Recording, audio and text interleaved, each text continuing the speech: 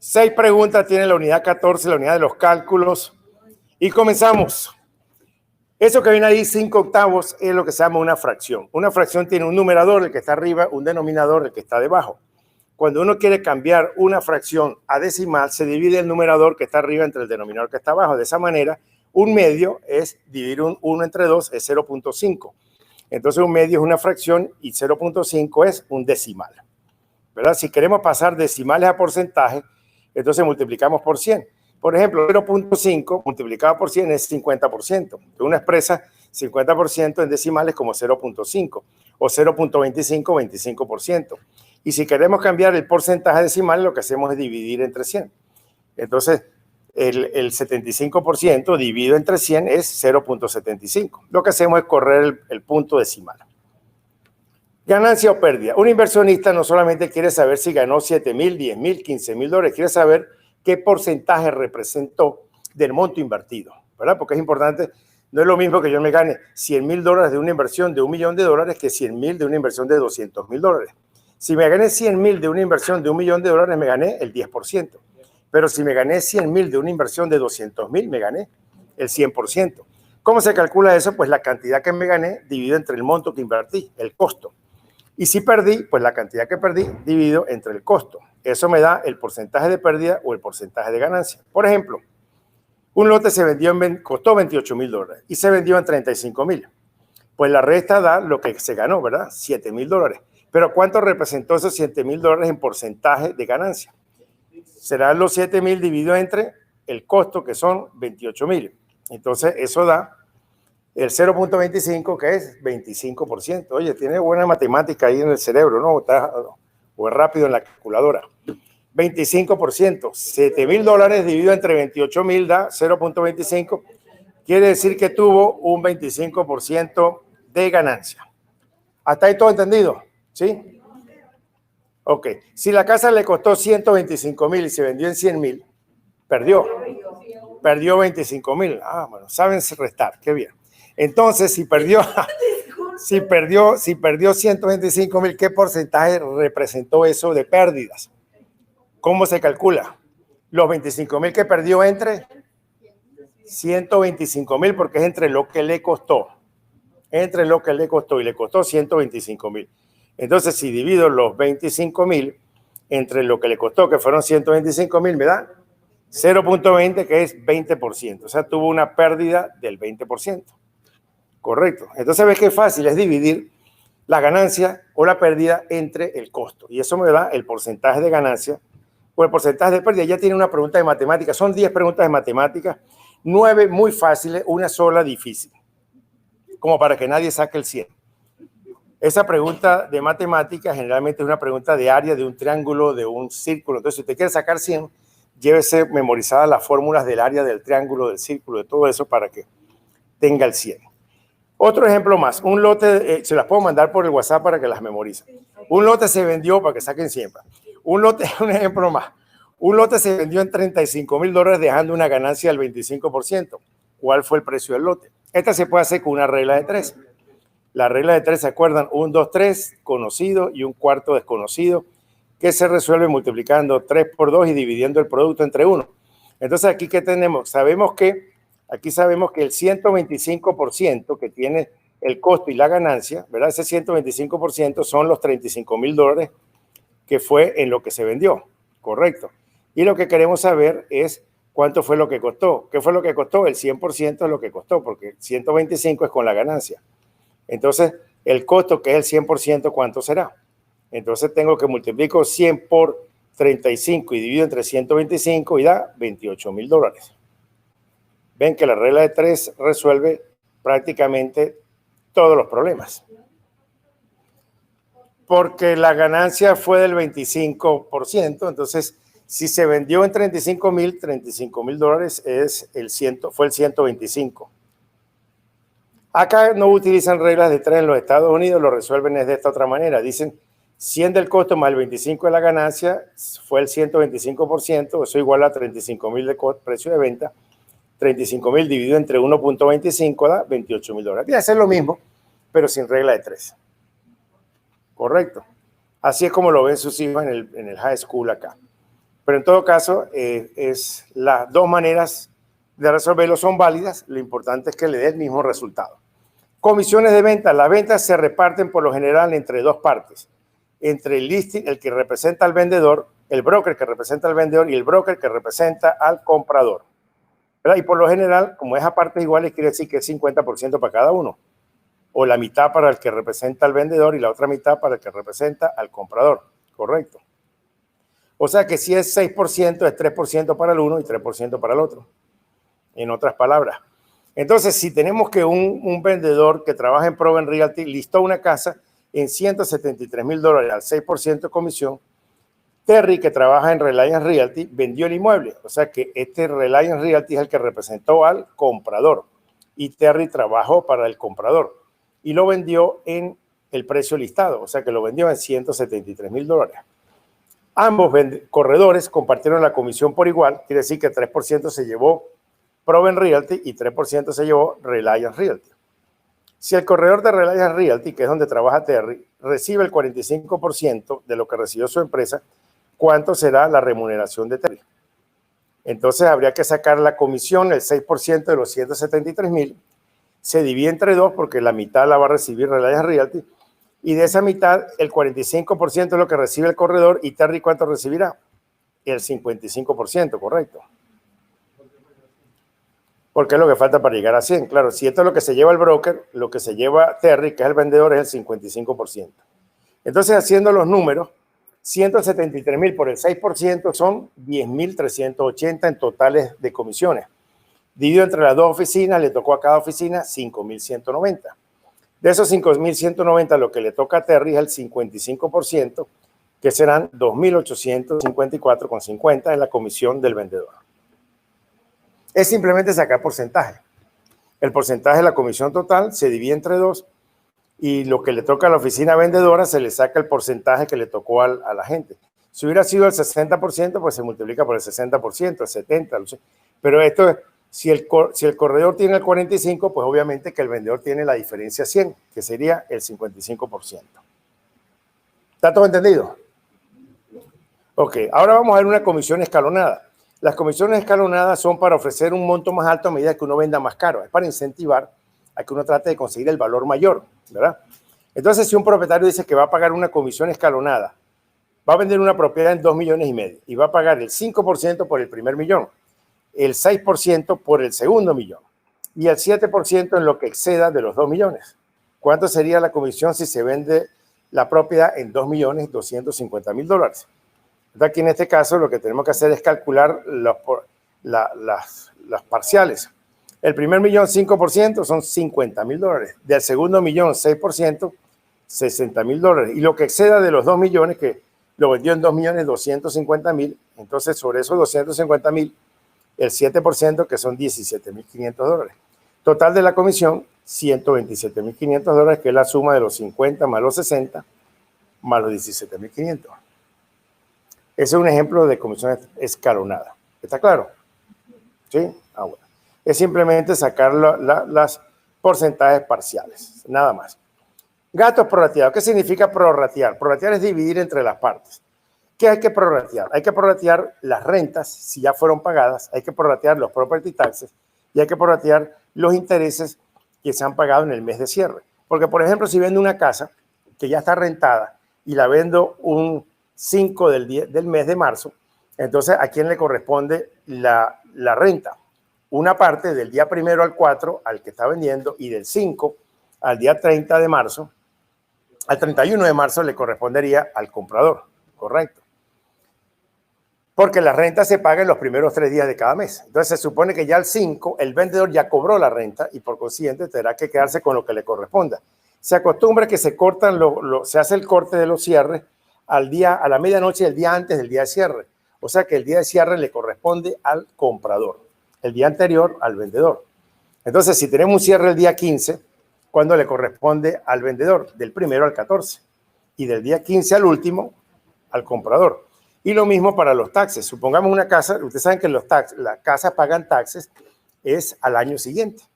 Entonces, si una casa se vende un 1 de julio, al vendedor le tocaría pagar del 1 de enero al 30 de junio y del 1 de julio al 31 de diciembre al comprador. Entonces hay que prorratear esas cosas, ¿verdad? Hay que prorratear otra vez como que se pone caliente solito. Entonces, de esa manera, eso es lo que hay que prorratear. Y entonces se habla de que hay que darle un crédito a la parte que recibe el reembolso. ¿Quién va a recibir el reembolso? El comprador, porque al comprador le tienen que devolver el dinero de las rentas, al comprador hay que darle el dinero para que pague los property taxes. ¿Y quién recibe un débito? Al que se le cobra. ¿A quién se lo cobramos? Al vendedor. Al vendedor le cobramos de lo que ya colectó de las rentas, al vendedor le cobramos de lo que le correspondería el pagar desde el 1 de enero hasta el día anterior de la venta de la propiedad. Hay dos métodos para prorratear. Uno de los métodos es el mes estatutario, que considera todos los meses de 30 días, y el método de los 365 días, que sí considera que tenemos meses de 30 días, de 31 días y de 28 días, ¿verdad? ¿Cuántos meses tienen 28 días? Todos los 12 meses tienen 28 días. Lo que pasa es que febrero ya está 28. Pero todos los meses tienen 28 días, ¿cierto? Bueno, entonces, pregunta del examen. No. Entonces, ¿qué es lo que se prorratea? Se prorratean los impuestos del año, se prorratean los alquileres que se han pagado anticipadamente en el mes de cierre, se prorratea cualquier interés de una hipoteca que se esté asumiendo. Y entonces vamos a ver un ejercicio haciéndolo con los dos métodos, con el mes estatutario y con el mes de los 365 días. Por ejemplo, si los impuestos prediales son de 3.840, los impuestos, los property taxes, y el día de cierre es el 15 de junio, y ese día se le cobra al comprador, calcule el prorrateo utilizando el método estatutario. ¿Quién va a recibir un crédito y quién va a recibir un débito? Pues ya sabemos que el crédito lo va a recibir el comprador y el débito se lo van a hacer al vendedor. Pero vamos a calcular entonces cómo serían los números. Del 1 de enero al 14 de junio, a mayo han pasado 5 meses, ¿verdad? Enero, febrero, abril, marzo y enero, febrero, abril. Enero, febrero, marzo, abril y mayo. Ya se me olvidaron los meses del mes. Enero, febrero, abril, marzo. Enero, febrero, marzo y abril y mayo. Ok. Ok. Pero son 5 meses, ¿sí o no? De enero a mayo son 5 meses. Y luego, de junio, le corresponden 14 días, porque es hasta el día antes del cierre, ¿cierto? Entonces, 5 meses de enero a mayo, más 14 días del mes de junio, eso es lo que le correspondería pagar ¿a quién?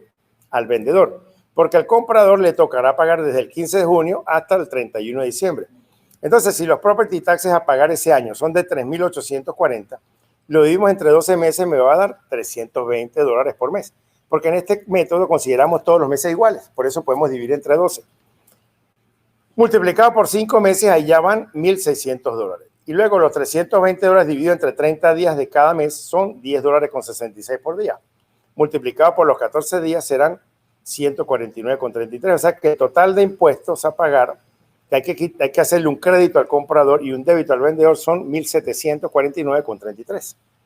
Y este es un prorrateo utilizando el método estatutario, como todos los días de todos los meses iguales de 30 días. Ahora, ¿qué tal si hacemos el mismo ejercicio, pero usando el método de los 365 días?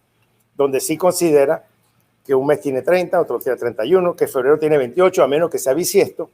Entonces, la misma cantidad, 3.840, el mismo día de cierre, 15 de junio, calculemos con el método de los 365 días, y ya sabemos que el que va a recibir el crédito es el comprador y a quien le van a hacer un débito es al vendedor. Entonces, acá tenemos que si contamos los días, los 31 días de enero más los 28 de febrero, a menos que sea bisiesto, más los 31 días de marzo, más los 30 días de abril, más los 31 de mayo.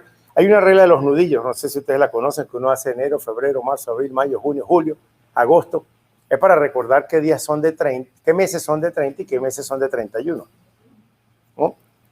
Si cae arriba, son de 31, si cae en el medio son de 30 o de 28. Entonces, el caso es saber contar los días y de aquí, sumando los 14 días también del mes de junio, da 165 días, exacto. Entonces, habría que dividir los 3.840 entre los 365 días del año y me va a dar la cantidad por día, que son 10,52. Fíjense que en el método anterior me dio 10,66. Aquí me dio un poquito menos porque es más preciso, 10.52. Multiplicado por los 165 días me va a dar 1735,89. En el otro método dio 1744. Da un poco más por el otro método, pero es más fácil calcularlo del mes estatutario porque simplemente se divide entre 12 o se divide entre 30, que aquí que hay que ponerse a sacar los días, los meses. Pero cualquiera de los dos métodos son válidos. El punto es determinar en el contrato cuál de los dos métodos se van a utilizar. Entonces, así es como se calcula. No, en el contrato se estipula cuál método se va a utilizar, el mes estatutario o el mes de los 365 días. Los alquileres también se prorratean porque si se vende un inmueble que ya está rentado y el vendedor ya recaudó $1,000 de alquiler al comienzo del mes y el cierre es el 15 de junio, entonces, ¿qué va a resultar? Que del 1 al 14 le corresponde al vendedor y del 15 al 30 de junio le corresponde al comprador. Entonces, calcula el prorrateo y cómo se va a distribuir el extracto de cierre. Obviamente que lo que calculemos van a hacerle un débito al vendedor para hacerle un crédito al comprador. Al comprador le tiene que devolver la parte que le corresponda. Entonces, del 1 de junio al 14, ¿cuántos días hay? 14 días. Y del 15 de junio al 30, 16. ¿Verdad?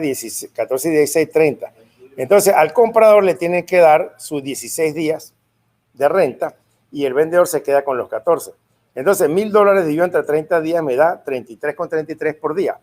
Multiplicado por los 16 días que hay que darle al comprador, son 533,33. Entonces, será un crédito para el comprador y un débito al vendedor. De los $1,000 que ya recibió, tiene que devolverle al vendedor 533,33 por los 16 días de ese mes que le va a pertenecer, en la cual él va a ser el dueño. ¿Está claro? Ok. Bueno, ustedes entienden muy rápido. Esa es una pregunta del examen. Hay preguntas, sí, en el examen pueden preguntar, calcula el prorrateo de una renta, calcula el prorrateo de... Es una pregunta posible en el examen, sí. Yo le vamos a compartir, creo que ya lo compartió Andrea, las fórmulas. Creo que mandó una hojita que tiene las fórmulas. Entre esas fórmulas está esto, que es para el cálculo de los impuestos estatales de traspaso. Cuando uno hace una venta y la va a registrar, el Estado, hemos hablado que el Estado cobra los impuestos de traspaso. Y esos impuestos de traspaso son 3.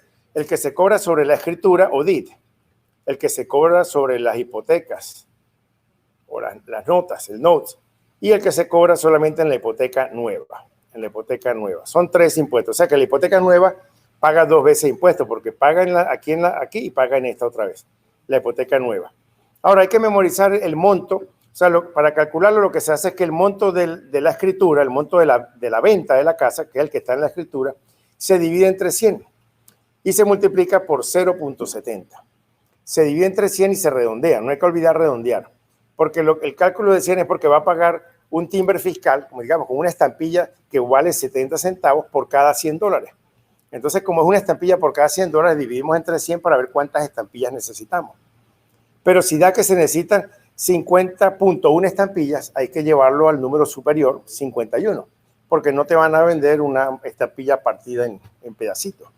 Entonces, en la matemática que vemos en bachillerato, si daba por arriba de 0.5, uno redondeaba para arriba, si daba por debajo de 0.5, uno redondeaba para abajo. Pero en las de los taxes siempre es para arriba. Da 0.1, 0.2, 0.3, una estampilla más, siempre para arriba. Ahora, si ustedes memorizan el primero, que es 0.70, el segundo es la mitad. La mitad de 0.70 es 0.35. Entonces, cuando se van a registrar las notas, la nueva y la sumida, porque en el examen le van a poner las dos, para ver que usted sabe calcularla en ambas, hay que dividir nuevamente entre 100, redondear hacia arriba y multiplicar por 0.35. Y ahí vamos a tener el costo del registro de la hipoteca nueva y la sumida de las dos hipotecas, que se llama el Documentary State Tax on the Note. Y finalmente el intangible. El impuesto intangible se paga solamente en la hipoteca nueva, únicamente en el préstamo nuevo. Y aquí no hay que dividir por 2 ni nada, no hay que dividir entre nada, sino multiplicar directo por doble 0 y un 2. O sea, 2 milésimas. 0.002 son 2 milésimas por cada $1. Esto es más fácil de entenderlo con un ejemplo. Calcule el Documentary State Tax on the Deed en una propiedad que se vendió en $150,025 en el condado de Duval. ¿Cuánto se va a pagar de transferencia en la escritura. Entonces, lo primero que hacemos es dividir entre 100. Divido entre 100, eso me da 1050.25. Por lo que acabo de decir, este punto 25 se convierte en que hay que llevarlo hacia arriba a 1501 estampillas. Multiplicadas a 70 centavos cada una, me da un monto a pagar de 1050,70. Ese resultado no se redondea porque es el costo de lo que tengo que pagar por registrarla. Entonces, lo que hay que recordar es redondearla, porque en el examen puede ser que el resultado de 1050.25 por 0.70 también sea una de las respuestas para elegir, pero hay que recordar que hay que redondear, ya no es 1500.25, sino 1501. Siempre hay que redondear hacia arriba. Hay que recordar, dividir entre 100, redondear, y ya el resultado redondeado multiplicar por 0.70. Ahora sí se trata de los impuestos a pagar en las notas. Entonces es la mitad, es en vez de 0.70, 0.35. Pero como son totalmente en el examen, me van a preguntar de un préstamo existente y uno asumido. Entonces hay que calcularlo 2 veces y luego sumar. Pues aquí tenemos un comprador que compra un inmueble y asume un préstamo de 62.350 y firma una hipoteca nueva y pagaré de $110.000. Como son 2 documentos que se van a registrar, se van a comprar timbres para cada uno de los documentos. Entonces, en el primer documento, 62.350 dividido entre 100, me da 623.5 estampillas. Como hay que redondearlo siempre hacia arriba, se necesitan 624 estampillas. A 35 centavos por estampilla son 218,40. Pero todavía nos falta el pagaré nuevo, la hipoteca o el pagaré nuevo. Entonces son $110.000 dividido entre 100, ya queda sin redondear igual, 1000 redondeado, ya sale el resultado redondeado en 1100 estampillas. A 35 centavos cada una son $385.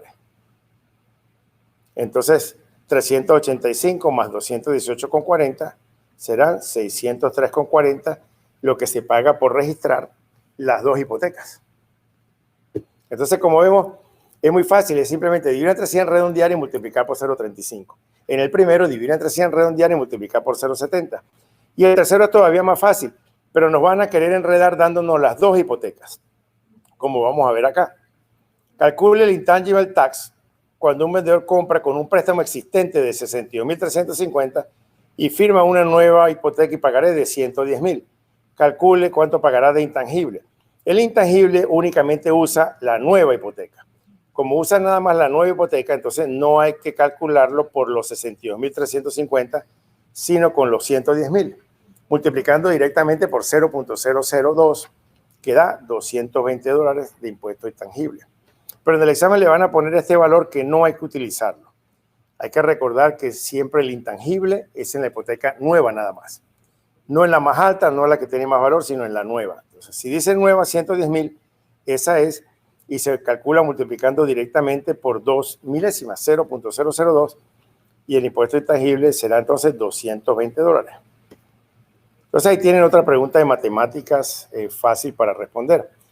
Amortización hipotecaria. La amortización hipotecaria es cuando uno paga un interés fijo, tiene un interés fijo a lo largo de todo el préstamo y el pago periódico es constante. O sea, siempre pagamos la misma cantidad el primer mes hasta el mes 360. Al principio lo que más pagamos son intereses y gradualmente va disminuyendo la cantidad de interés y va subiendo la cantidad del principal conforme pasa el tiempo, ¿verdad?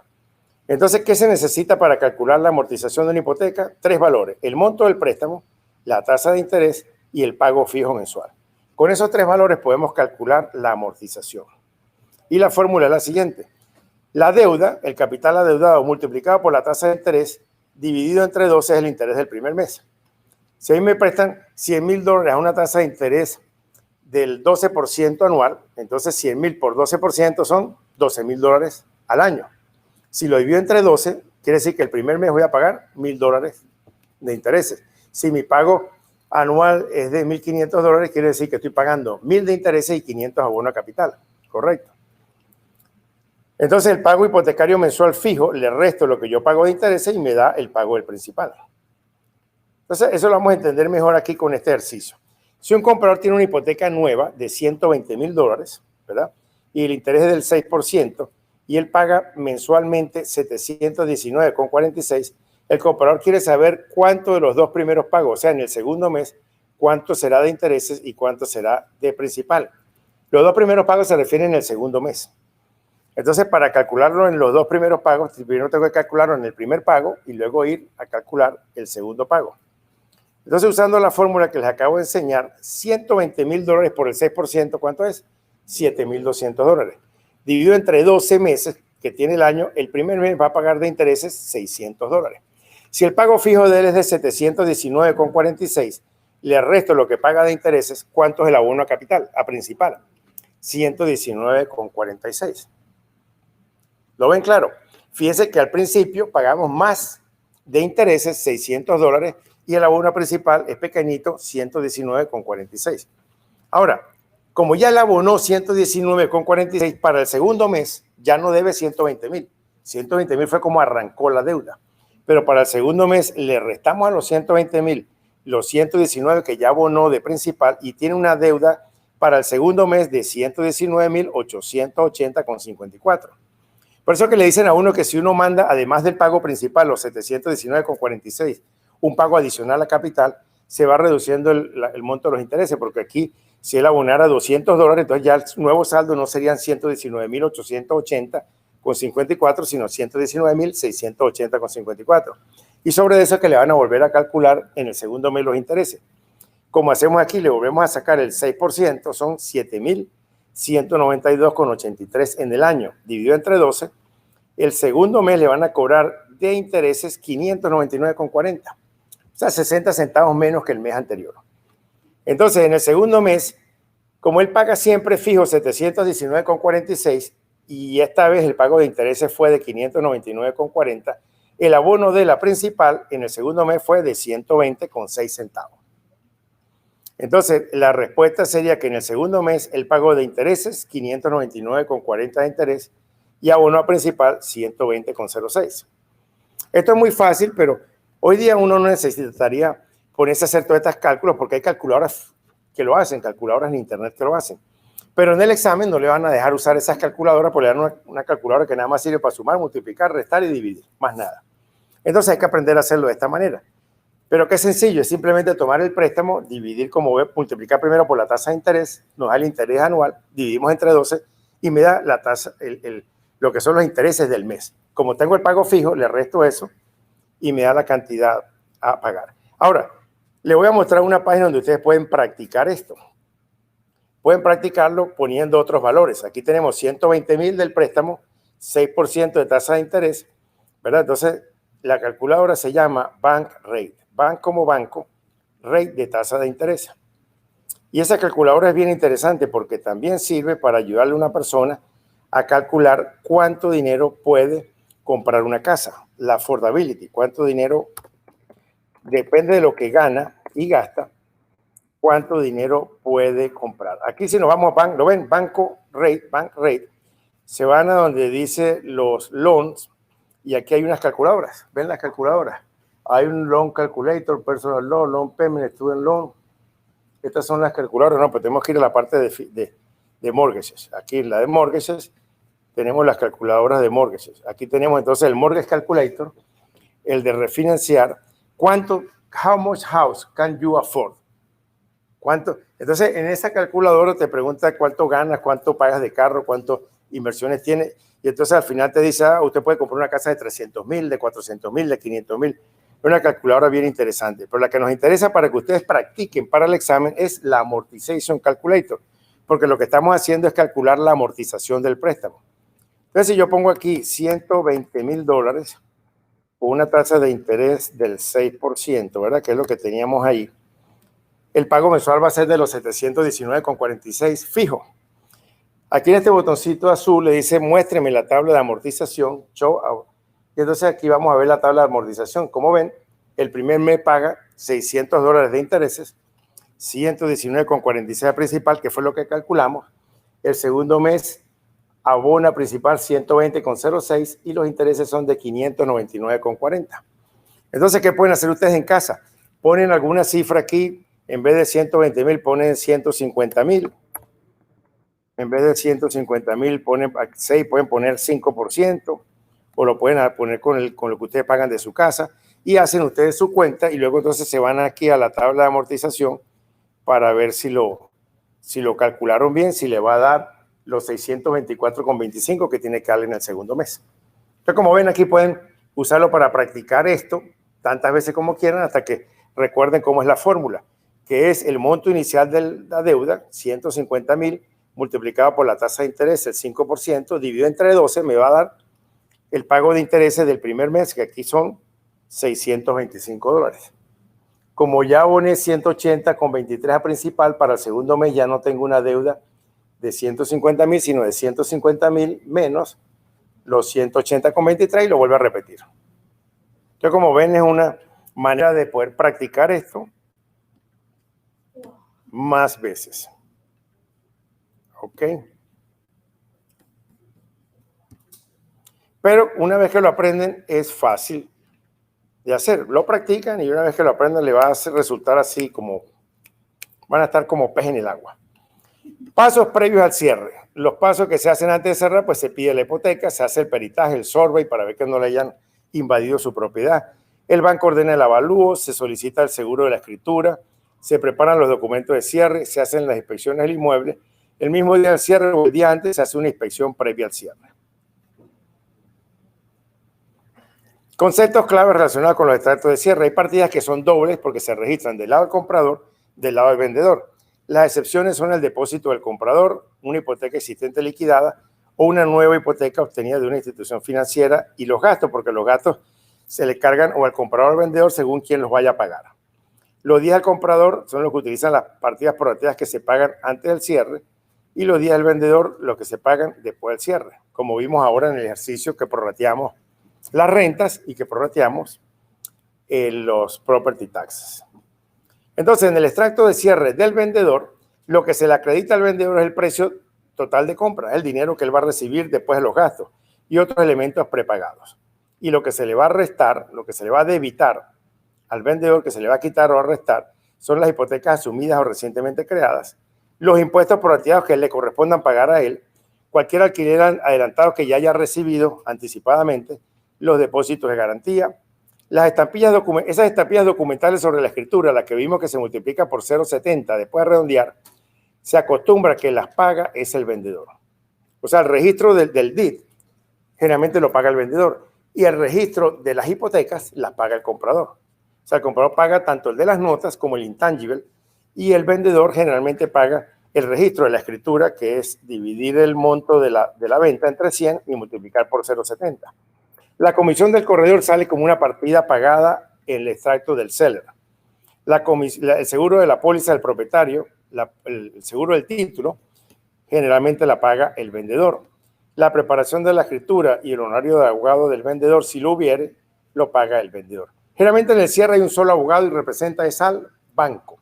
No representa ni al comprador ni al vendedor, representa al banco. Si el vendedor quiere llevar su abogado, lo tiene que pagar. Si el comprador quiere llevar su abogado, lo tiene que pagar. Por lo general, en la Florida no llevan abogado porque ya está representado por el agente de real estate. Entonces no necesitan tener un abogado.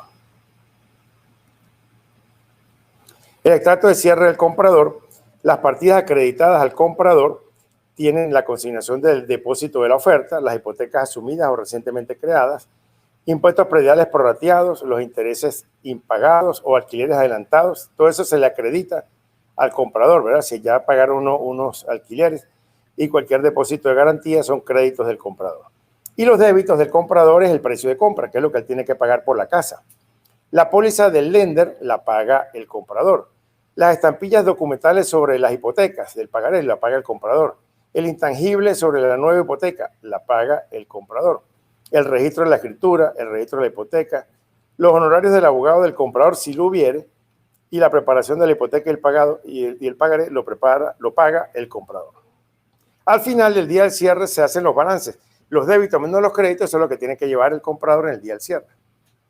Todo lo que le dan de débito a él menos los créditos, entonces será. Y entre los débitos pues está pues todo lo que él haya recibido menos los créditos. Y ese es el saldo para el final del cierre. Bueno, y esta es toda la unidad de matemáticas.